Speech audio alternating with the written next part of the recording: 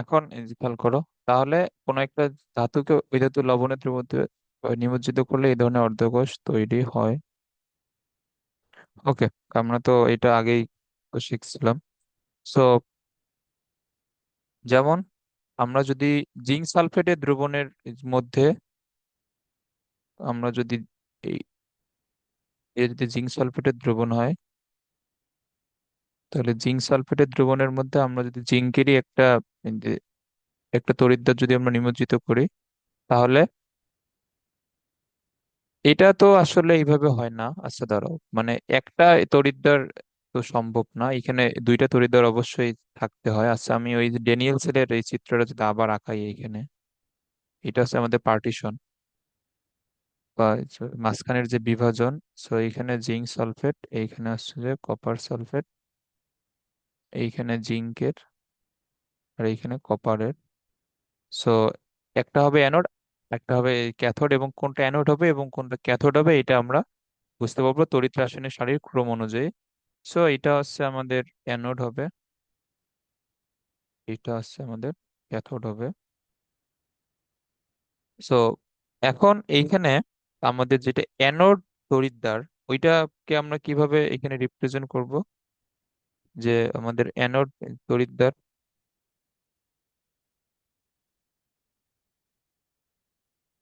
Anode তড়িৎদ্বারকে আমরা লিখব,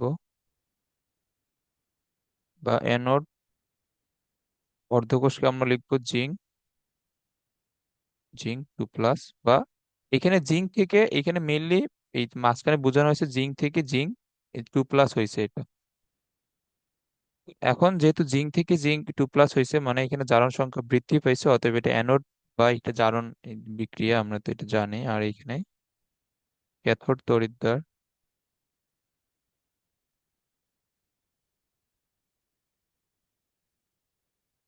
এটা কি হবে? এটা হবে কপার 2+ থেকে কপার। ওকে, তাহলে এখানে তোমার হচ্ছে যে ধাতু এবং ধাতব আয়ন অর্ধকোষ। এখন তুমি এটা চাইলে অন্যভাবেও মনে রাখতে পারো শর্টকাট, যে এইখানে একটা হচ্ছে এখানে তোমার ধাতু যেমন জিঙ্ক, এইখানে শুধুমাত্র কিন্তু ধাতু হিসেবে আছে। আর জিঙ্ক 2+ মানে এটা একটা আয়ন। তারপরে কপার 2+ এখানে আয়ন হিসেবে আছে, আর এখানে কপার আছে ধাতু হিসেবে। তাহলে একটা থাকবে ধাতু আর একটা থাকবে ওই ধাতুর আয়ন, তাহলে আমরা সেটাকে বলবো ধাতু এবং ধাতব আয়ন অর্ধকোষ। বুঝছো? হ্যাঁ, বুঝছি। ওকে, এখন এখানে আরো একভাবে কিন্তু এই প্রশ্ন আসতে পারে। এখন তোমাকে জিজ্ঞেস করলো যে যে এই ধরো যে এটা এখানে জিঙ্ক না দিয়ে অন্য আর কি দেওয়া যায়, ধরো যে লোহা বা আমাদের ফেরাস সালফেটের দ্রবণের মধ্যে ধরো যে লোহা নিমজ্জিত অবস্থায়।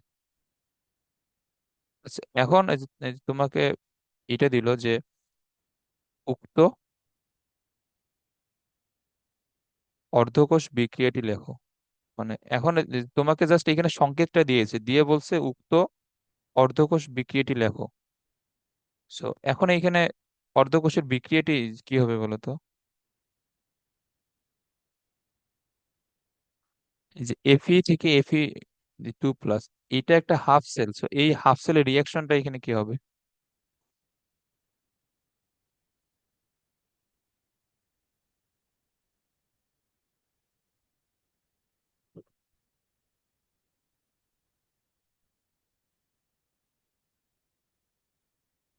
সহজ জিনিস তো, বলো।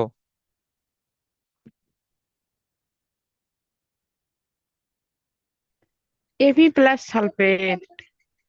না না, এইখানে এইখানে রিয়াকশন এই যে বলতে, এই যে তোমাকে যদি রিয়াকশন লিখতে বলে, তাহলে এই যে এইসব রিয়াকশন লিখতে হবে।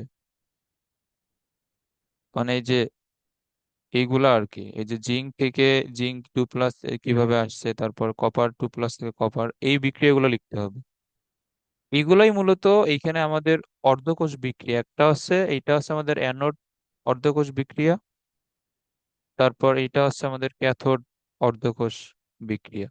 So, এখন এইখানে যে তোমার সংকেতটা দেওয়া হয় যে এফি থেকে এফি যে 2+, তো এইটা এইটা আমাদের অ্যানোড অর্ধকোষ নাকি এটা ক্যাথোড অর্ধকোষ? এটা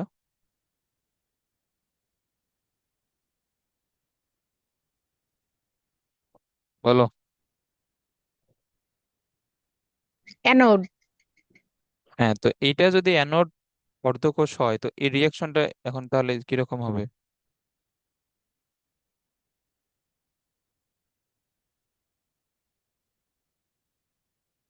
সহজ জিনিসটা বলতে এটা পারতেছে না? এফি এফি মাইনাস 2 ইলেকট্রন।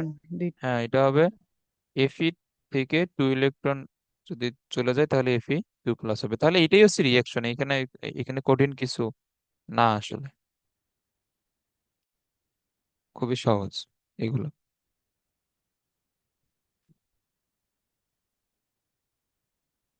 এখন এগুলা তোমার এমসিকিউ এর অপশনে গিয়ে আরো আরো ভিন্ন ভাবে হচ্ছে থাকতে পারে। এখন তুমি যদি 2টা ইলেকট্রন ডান দিকে লেখো এখানে কি হবে? প্লাস হবে। তো এই 2টা রিয়াকশনই কিন্তু এমসিকিউ এর অপশনে থাকতে পারে। ওকে, সো এটা হচ্ছে আমাদের অর্ধকোষের ফার্স্ট টাইপ। এটা হচ্ছে তোমার এই ধাতব আয়ন অর্ধকোষ। এরপরেরটা হচ্ছে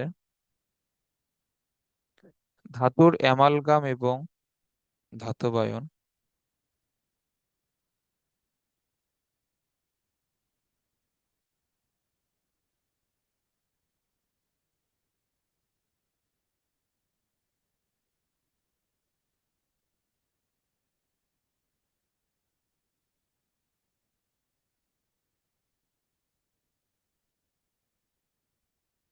ওকে, একটা হচ্ছে ধাতুর অ্যামালগাম এবং ধাতব আয়ন অর্ধকোষ। এখন ধাতুর অ্যামালগাম এটা এটা মানে কি? এটা মানে হচ্ছে যে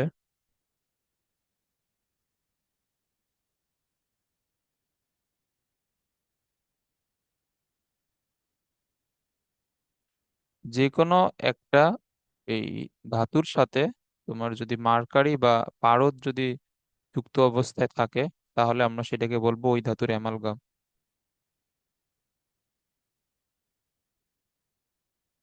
ওকে, যেমন এখন আমি যদি লিখি সোডিয়াম তারপর মার্কারি, সো এটাকে বলা হবে সোডিয়াম অ্যামালগাম।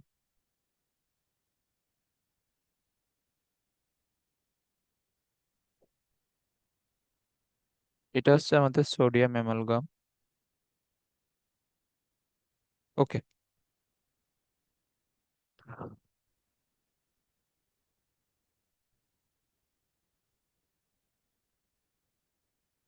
এখন এইখানে একটা জিনিস এই যে খেয়াল করো, এইটা কোন ক্ষেত্রে করা হয়? যেই সব যে- যেসব ধাতু হচ্ছে অধিক সক্রিয় তাদের সাথে মার্কারি অ্যাড করে এদের সক্রিয়তাকে একটু নিয়ন্ত্রণ করা হয়। যেমন হচ্ছে যে আমি যদি সোডিয়াম ধাতুর, তুমি কিন্তু জলীয় দ্রবণ তৈরি করতে পারবা না, কারণ সোডিয়াম পানিতে দিলেই এটা কিন্তু আগুন জ্বলে।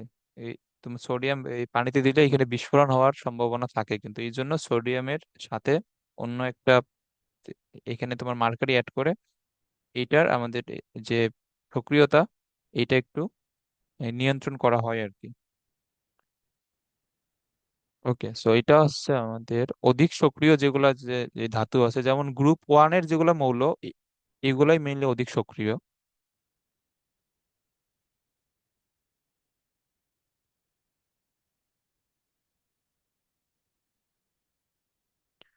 অধিক সক্রিয় যে ধাতুর সাথে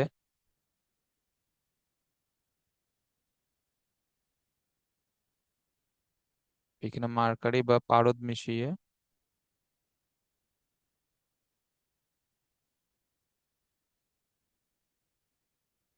অ্যামালগাম তৈরি করে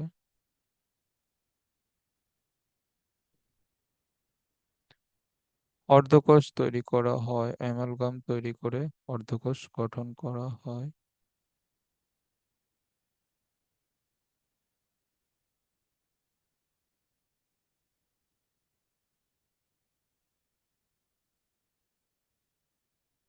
ওকে, তাহলে আমাদের এখানে হাফ সেল হবে।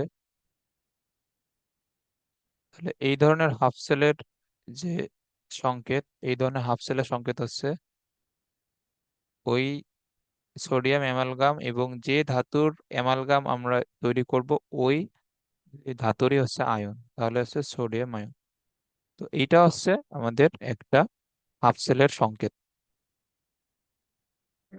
ওকে,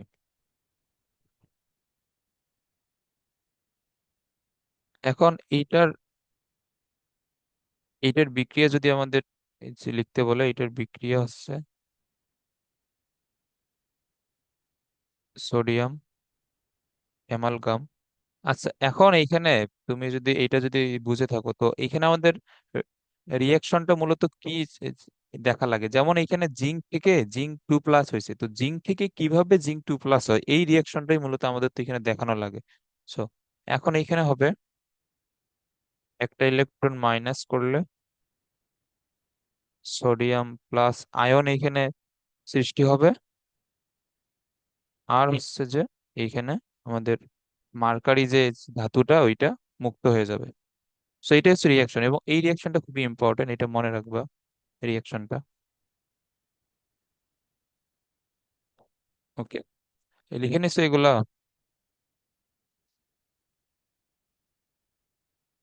এইগুলা মানে এই লিখে নিবে, এখন যদি শুধু হচ্ছে দেখো, তাহলে পরবর্তীতে যে প্রশ্ন করলে তো আবার মনে থাকবে না।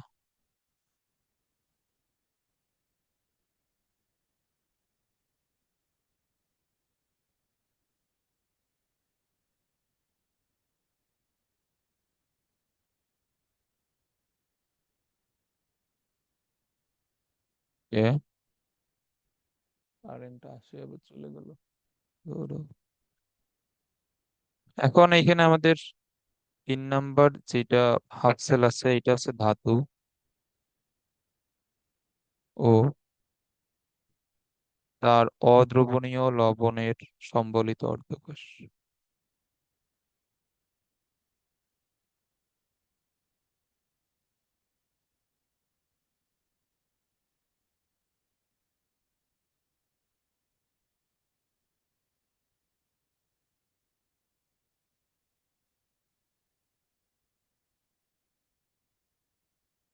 ওকে, সো এখন এখানে খেয়াল করো,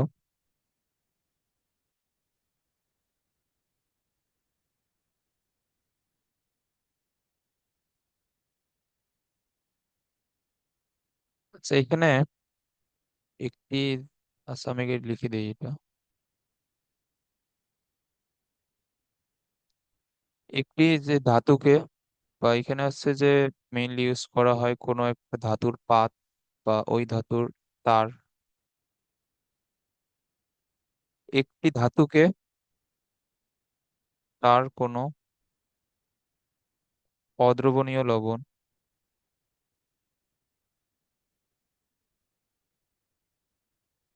তার কোনো অদ্রবণীয় লবণ এর মধ্যে ঢুকিয়ে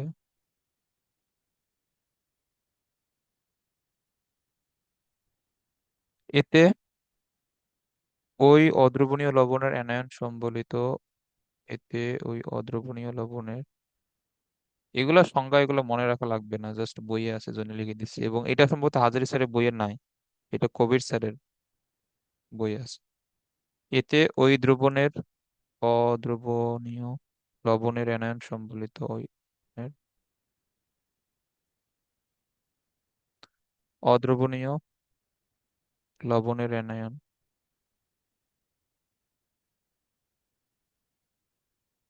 এই হাজারি স্যারের বই যে এত এই বেশি কেন ইয়ে করা, এই হাজারি স্যারের বইয়ের থেকে কবির স্যারের বই অথবা লিঙ্কন স্যারের বই কিন্তু বেশি সাজানো, মানে অনেক সুন্দরভাবে লেখা সব টপিকে আমাদের হাজারি স্যারের বই থেকে। কিন্তু বাংলাদেশে হাজারি স্যারের বইকে একদম অন্ধভাবে ফলো করা হয়।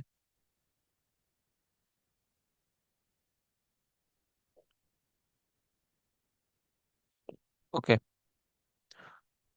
ওই ওই দ্রবণের অ্যানায়ন সম্বলিত একটি দ্রবণ যোগ করা হয়। আচ্ছা, এই সংজ্ঞা তো মনে রাখার কোনো দরকারই নাই, এটা জাস্ট লেখার জন্য লিখে দিচ্ছি।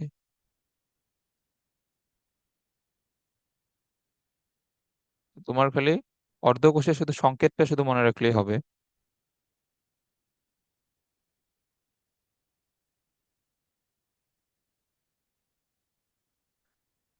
আর এখন থেকেই হচ্ছে যে কোনো প্রকার টাইম ওয়েস্ট না করে দিনের পর দিনে এই শেষ করবা এবং এমন ভাবে প্রিপারেশন নিবা যাতে এইচএসসির আগে সব এক্সাম দেওয়ার জন্য 100% প্রিপেয়ার থাকো। মানে এখন তোমার এইচএসসির একটা এক্সামের আগে 2-3 দিন বন্ধ আছে, ওই 2-3 দিন বন্ধে বা এক সপ্তাহ বন্ধে কোনো একটা না পড়া চ্যাপ্টার শেষ করবা, এই আশায় কোনো চ্যাপ্টার রাখা যাবে না।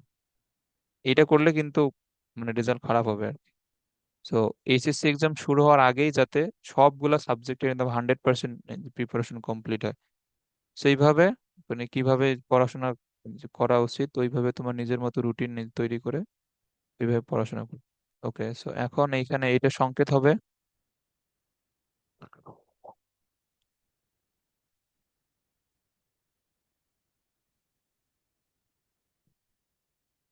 আচ্ছা, এগুলা এই এই সংকেতগুলো একটু মনে রাখো। সিলভার,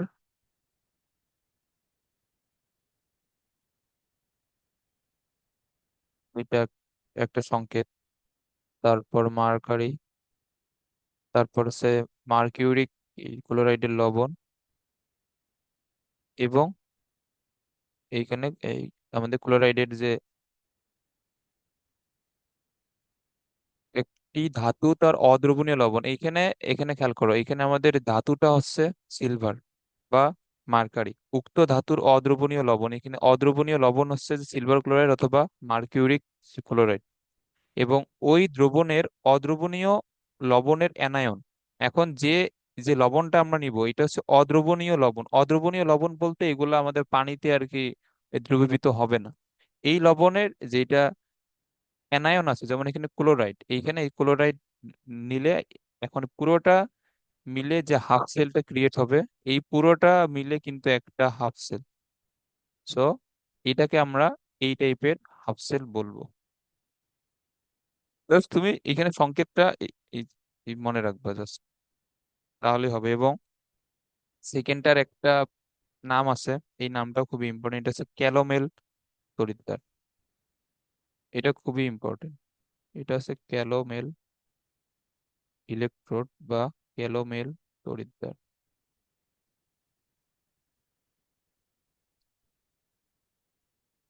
এখন এইখানে এই তড়িৎদ্বার লেখা যা কথা, হাফসেল লেখা কিন্তু তাই কথা। কারণ আমরা এক এক তড়িৎদ্বারকে এক একটা হাফসেল বলি কিন্তু।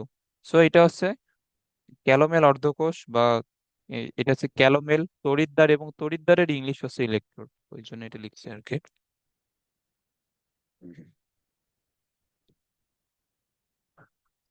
ওকে।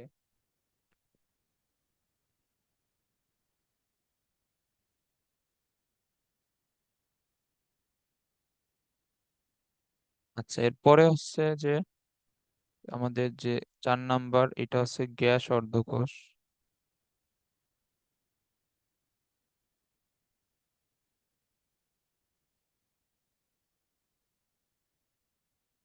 ওকে।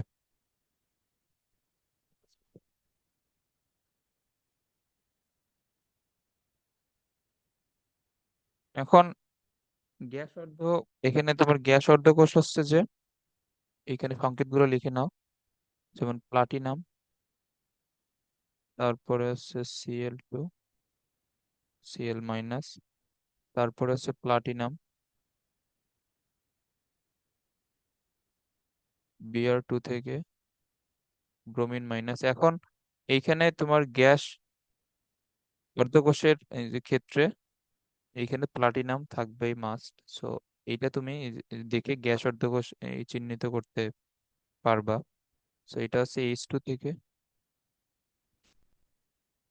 এটা হবে H+। ওকে।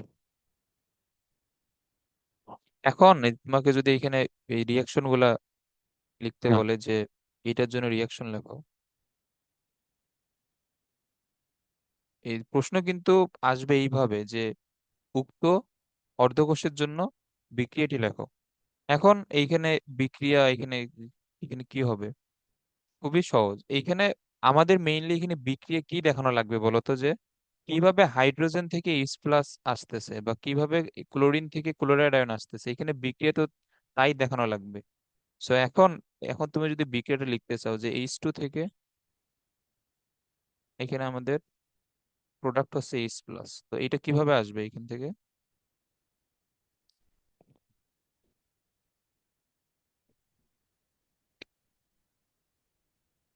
ইলেকট্রন ত্যাগ করবে। হ্যাঁ, এখানে হচ্ছে যে যেহেতু এখানে দুইটা হাইড্রোজেন দুইটা ইলেকট্রন ত্যাগ করে এখানে দুইটা এইচ প্লাস প্রডিউস করবে। আবার এর জন্য যদি এখানে বিক্রিয়া দেখাইতে বলে, এটা সেম। এখানে ক্লোরাইড থেকে দুইটা ইলেকট্রন ত্যাগ করে এইখানে হচ্ছে দুইটা ক্লোরাইড আয়ন।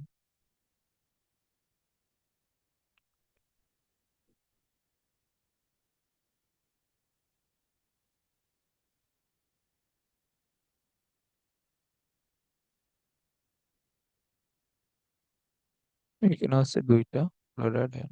ওকে। সো এইগুলো হচ্ছে এখানে আমাদের বিক্রিয়া। এবং গ্যাস অর্ধকোষের ক্ষেত্রে এখানে প্লাটিনাম থাকলেই এটা গ্যাস অর্ধকোষ। এটা হচ্ছে যে এইভাবে তুমি মনে রাখতে পারবা। ওকে। এরপরে লাস্ট আমাদের যেটা 5 নম্বরে লাস্ট, এটা হচ্ছে জারণ বিজারণ অর্ধকোষ।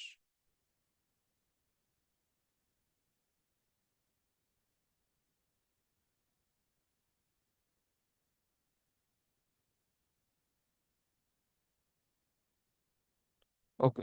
এখন এখানে জারণ বিজারণ অফ সেল।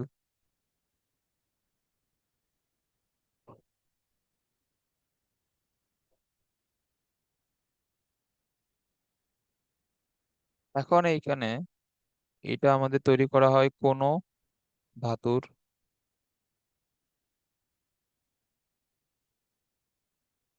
ভিন্ন দুটি জারণ অবস্থায়, কোনো ধাতুর ভিন্ন দুটি জারণ অবস্থায়।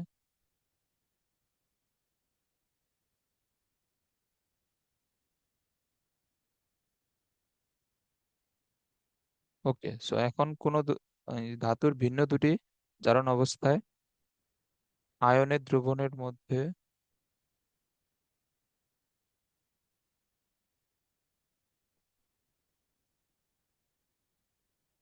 আয়নের এই দ্রবণের মধ্যে একটা নিষ্ক্রিয় ধাতুর পাত আমরা যদি ডুবাই দিই আয়নের দ্রবণের মধ্যে একটি নিষ্ক্রিয় ধাতুর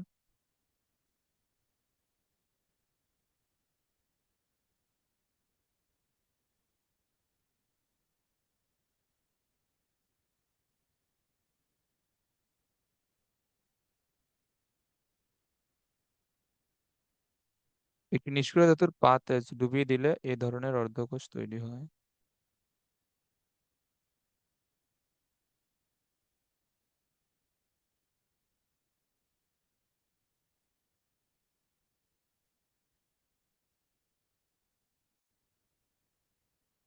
এখন এখানে আমাদের নিষ্ক্রিয় ধাতু হিসেবে মেইনলি প্লাটিনামই ইউজ করা হয়।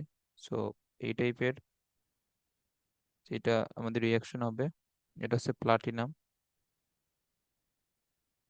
Fe2+ থেকে, এটা হচ্ছে Fe3+। ওকে। সো এর এখন রিয়াকশনটা কি হবে?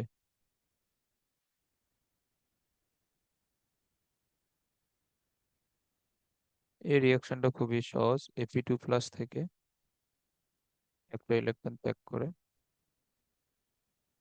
Fe3+। ওকে।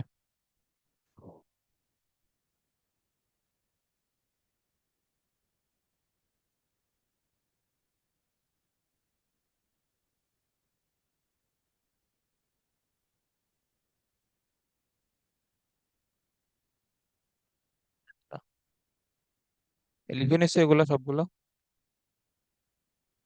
হ্যাঁ, নিশ্চয়ই।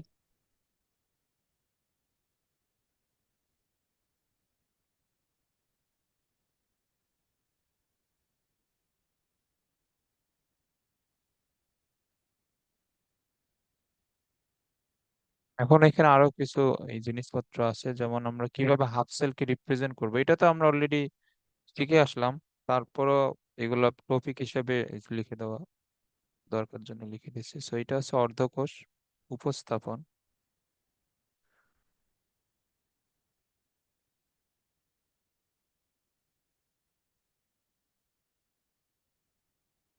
ওকে।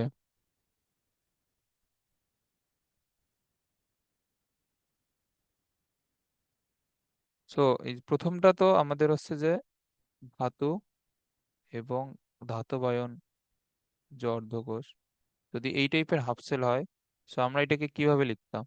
আমরা এটাকে লিখতাম যে এই যে প্রথমে যে ধাতু, তারপরে তার আয়ন,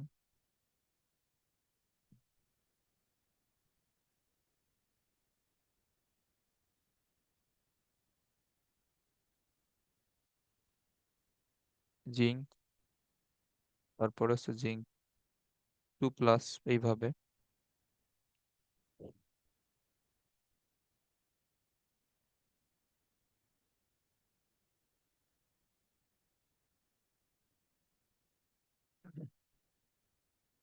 আর আর যদি আমাদের গ্যাস অর্ধকোষ হয়,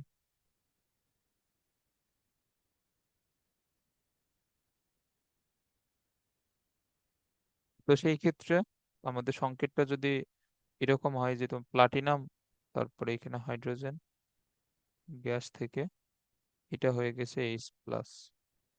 ওকে, সো এখন এটা আমাদের জারণ, আহ, এখানে তোমার জারণ হাফসেল হবে নাকি এই যে বিজারণ হাফসেল হবে? এটা এই জারণ অর্ধকোষ নাকি বিজারণ অর্ধকোষ, এটা কি নির্দেশ করে? এটা জারণ। হ্যাঁ, এটা হচ্ছে জারণ অর্ধকোষ। ওকে, এরপরে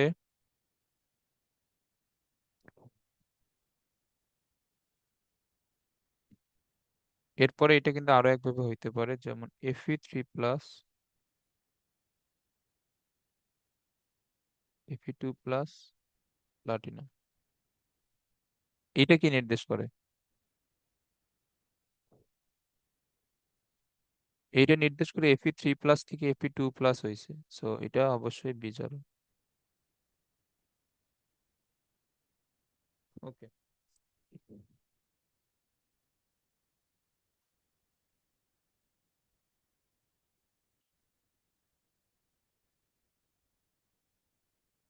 এখন আমরা তো এগুলো তো শিখলাম, এখন এইখানে তো হচ্ছে যে কোষ উপস্থাপন আমরা এখন কিভাবে করব।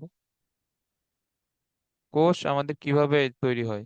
কোষ তৈরি হয় মূলত দুইটা হাফ সেল মিলেই তো একটা ফুল সেল বা একটা কোষ তৈরি হয়, মানে দুইটা অর্ধকোষ মিলে একটা পূর্ণাঙ্গ কোষ তৈরি হবে। So, কোষ লেখার ক্ষেত্রে এইখানে হচ্ছে বামে লিখতে হয়, এখানে বামে লিখতে হয় অ্যানোড,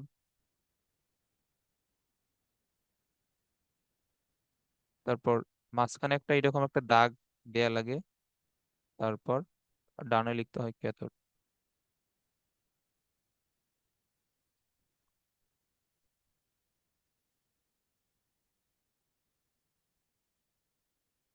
ওকে, এখন আমি এই যদি এটা লিখি,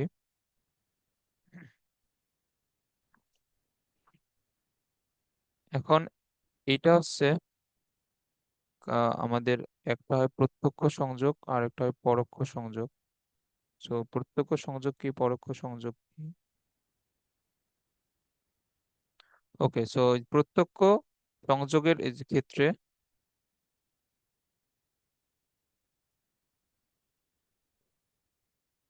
যেমন এইখানে হচ্ছে তোমার জিঙ্ক থেকে জিঙ্ক 2+, এইটা আমাদের থাকবে ধ্রুবণের মধ্যে একটা খাড়া টান, এইখানে কপার 2+, যেগুলো আয়ন, এই সেগুলোকে হচ্ছে যে AQ দ্বারা লিখবো, মানে জলীয় দ্রবণ। আয়ন তো এমনিতে আমাদের, আয়ন তো কোনো এই ধাতু হিসেবে থাকতে পারে না নর্মালি। আয়ন থাকতে হলে আয়নকে অবশ্যই একটা জলীয় দ্রবণের মধ্যে বিয়োজিত অবস্থায় থাকতে হয়। তো এই জন্য যখন আয়ন লিখবো তখন এখানে AQ বা একুয়াস এই সলিউশন লিখে দেবো। আর এটা কি হবে? এটা হবে কপার। এই পুরো সংকেতটা একটা কোষ নির্দেশ করে, এটা বুঝছো? হ্যাঁ। অথবা এটাকে আরো একভাবে লেখা যায়, যেমন জিঙ্ক। এখন এই যে জিঙ্ক 2+ আয়ন, এটা আমাদের কার দ্রবণের মধ্যে দ্রবীভূত অবস্থায় আছে বলো তো? জিঙ্ক সালফেটের দ্রবণের মধ্যে। তো এখন তুমি যদি জিঙ্ক সালফেটের দ্রবণ লেখো, এই দ্রবণেও কিন্তু জিঙ্ক 2+ আয়ন হিসেবে আছে, সালফেট 2- আয়ন হিসেবে আছে। তো এখানেও যেহেতু জিঙ্ক সালফেটের দ্রবণের মধ্যেই জিঙ্ক 2+ আয়ন হিসেবে আছে, সো এইখানেও জিঙ্ক সালফেটের দ্রবণটাও লেখা যাবে, কোনো সমস্যা নাই। আর এইখানে মাঝখানে একটা খাড়া চিহ্ন হবে। তারপরে এইখানে আমাদের কপার আয়নটা আছে কপার সালফেট দ্রবণের মধ্যে, আর এইখানে আছে। সো এটাও একটা কিন্তু কোষের সংকেত।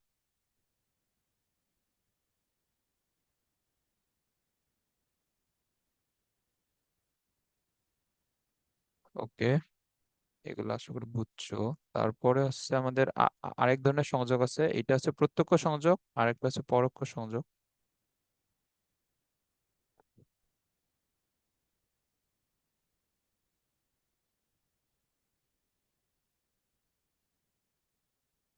এখন এখানে এই পরোক্ষ সংযোগ কি, তো এইখানে তোমার হচ্ছে প্রত্যক্ষ এই সংযোগের ক্ষেত্রে আমাদের চিত্রটা হচ্ছে এরকম।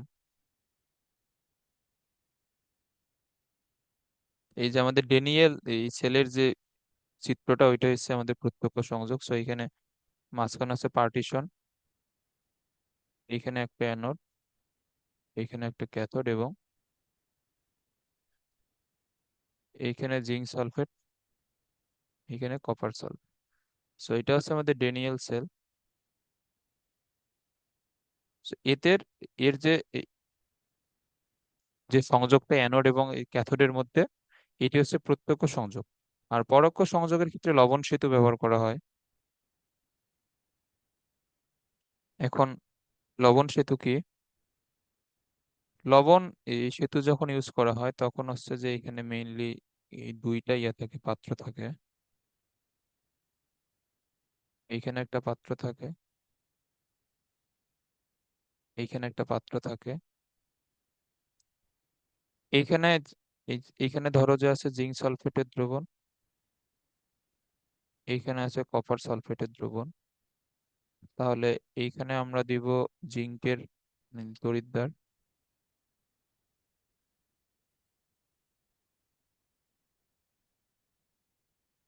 এটা হচ্ছে জিঙ্কের। আর এইখানে আমরা দিব কপারের।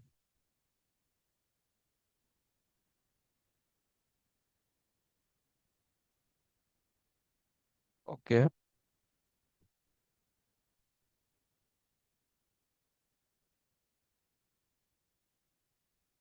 বাট এদের মধ্যে একটা লবণ সেতু ব্যবহার করা হয়। এখন লবণ সেতুর নাম হয়তো শুনছো 9-10-এ, নাও শুনতে পারো। এখন এই লবণ সেতুর কাজ কি, ওইটা আমরা পরবর্তীতে পড়বো। এটা হচ্ছে লবণ সেতু, যেটা দুইটা পাত্রের এখানে দ্রবণকে কানেক্ট করে। দুইটা পাত্রের দ্রবণের মধ্যে একটা সংযোগ স্থাপন। এখন লবণ সেতু দিয়ে মেইনলি কি করা হয়, ওইটা আমরা যখন ওইটা পড়বো তখন বুঝতে পারবো যে এখানে লবণ সেতুর কাজ কি। বাট এই ধরনের এই সেলের মধ্যে আমাদের অ্যানোড এবং ক্যাথোডের মধ্যে যে সংযোগ, এটা আসলে লবণ সেতুর মাধ্যমে স্থাপিত হয়। সো এই টাইপের সংযোগকে এখানে বলা হচ্ছে প্রত্যক্ষ সংযোগ। তো লবণ সেতুকে এখানে, এটা হচ্ছে আমাদের লবণ সেতু বা সল্ট ব্রিজ। ওকে, তো এখানে লবণ সেতুকে প্রকাশ করার জন্য এখানে দুইটা এই যে খাড়া চিহ্ন ইউজ করা হয়।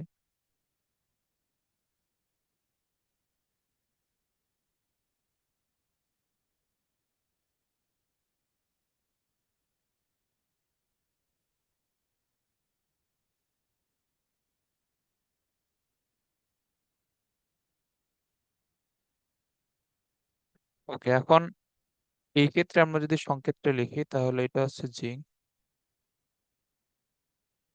Zinc sulphate Aquos solution. এইখানে লবণ সেতু, এখানে হচ্ছে কপার সালফেট একোয়াস এই সলিউশন, এবং এখানে হচ্ছে কপার। ওকে, তাহলে এটা হচ্ছে পরোক্ষ সংযোগের ক্ষেত্রে এইভাবে লেখা হয়। এগুলা বুঝছো আশা করি। ওকে,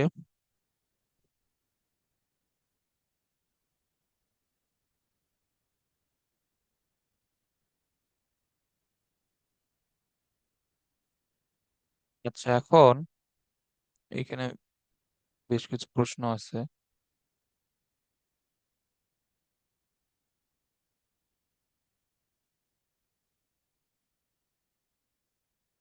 যেমন এইখানে বলছে যে,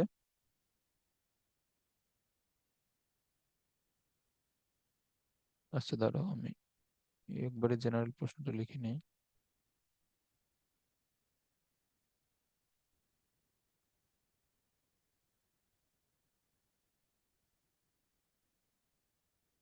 অর্ধকোষ বিক্রিয়া সহ সেল বিক্রিয়া। এখন সেল বিক্রিয়া, সেল হচ্ছে এখানে ইংলিশ টার্ম। এইখানে তোমার এই সেলের বাংলা কি? সেলের বাংলা হচ্ছে কোষ। এখানে বলছে যে অর্ধকোষ বিক্রিয়া সহ, এখানে তোমার পূর্ণাঙ্গ সেল বিক্রিয়া বা কোষ বিক্রিয়া লিখতে বলছে। এখন এখানে কোষটা এখানে দেওয়া আছে zinc, zinc sulphate, copper sulphate থেকে কপার। ওকে, এখন এইটার আমরা যদি রিয়াকশনটা লিখি, সো এখন এখন যেহেতু বলছে যে অর্ধকোষ বিক্রিয়া সহ, সো আমরা প্রথমে লিখব যে অ্যানোড অর্ধকোষ বিক্রিয়া।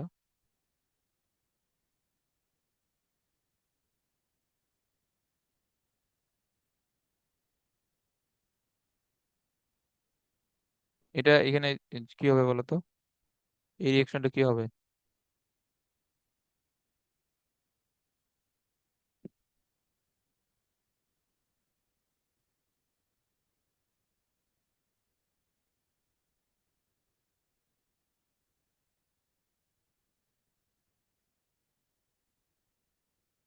এইটা হবে জিঙ্ক সালফেট গ্রহণ করছি, কি করছি আল্লাহ। না না, এখানে তোমার জিঙ্ক সালফেট এখানে লিখতে হবে না। জিঙ্ক সালফেটে যে জিঙ্ক 2+ আয়ন হিসেবে আছে, ওইটাকে তোমাকে এখানে দেখাইতে হবে। ও, মানে এখানে হচ্ছে যে জিঙ্ক থেকে দুইটা ইলেকট্রন ত্যাগ করে এটা কি হবে? জিঙ্ক 2+। সো এইটাই তো এখানে অ্যানোড রিয়াকশন বা আমাদের জারণ এই যে বিক্রিয়াটা। সো আর এইখানে আছে তোমার ক্যাথোড, এই রিয়াকশনটা কি হবে বলো? এখানে কপার 2+ হুম। Plus 2 electron. হ্যাঁ, তারপরে এটা হবে কপার। সো এখন এইটা হচ্ছে আমাদের দুইটা অর্ধকোষ বিক্রিয়া। এখন এই দুইটা অর্ধকোষ বিক্রিয়াকে যোগ করলে আমরা পুরো কোষ বিক্রিয়াটা পেয়ে যাব।